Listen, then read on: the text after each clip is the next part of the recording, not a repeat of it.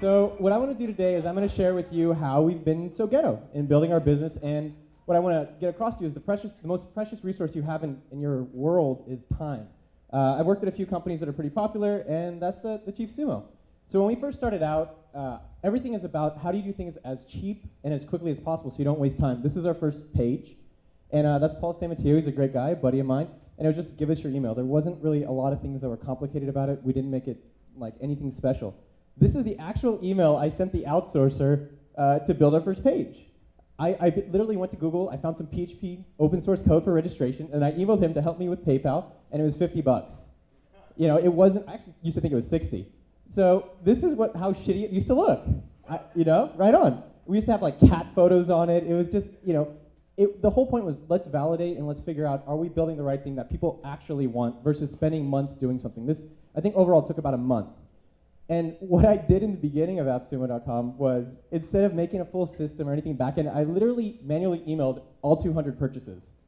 I just manually, and then some of them went to spam, so I'd be like, hey, did you really get my emails? And so the whole point of it was like, let's not build a lot of stuff that we don't know that people will want or not. And as we started growing, we started doing more testing and figuring out how do we scale this business and how do we optimize it for growth? How do we make sure it kicks a lot of ass? And so we didn't build a tool for it. We used Google Website Optimizer. But then I found Nick, and Nick is drinking a bottle of Brut. It's $5 at Safeway, and his full-time job is basically just optimizing AppSumo.com. That's all he does. He literally just goes through and tries to make mistakes and tries to fail. And so some of the things that he's done is we built our own custom testing solution, and this is something I wouldn't encourage you to do in the beginning, but as we got to 30 or 40,000 people a day, that kind of makes a difference. And one other thing I could suggest to you is we have one metric, which is email growth. That's our number from yesterday. And it's only about how do we focus and improve that metric.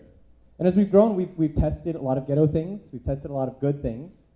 One of them is landing pages. So this is fancy and pretty, and I don't know how many thousands. This is probably about $1,000 it cost us.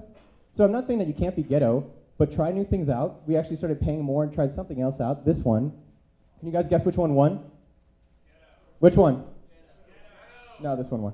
So this one won by about 5%, which is an extra about 55,000 subscribers a year. And what happens when you collect emails and you're an email newsletter business like us, there's a lot of people say, fuck you. And that's part of the game. This is actually my favorite one, fuck you, Noah. So, you know, it wasn't even hard to find it. We have so many fuck you, Noahs that it's easy. So here's more ghetto stuff that we've done. People were complaining that we were emailing too much. Daily email. So instead of building it, we just put up the links and then just see if people clicked it. We didn't actually build the functionality. So for the first month, it was just the links. And people clicked it, and we're like, oh, if they're clicking, we will build this. Groupon does a thing where they have a video of a panda or some bullshit, and I was like, that's a lot of work.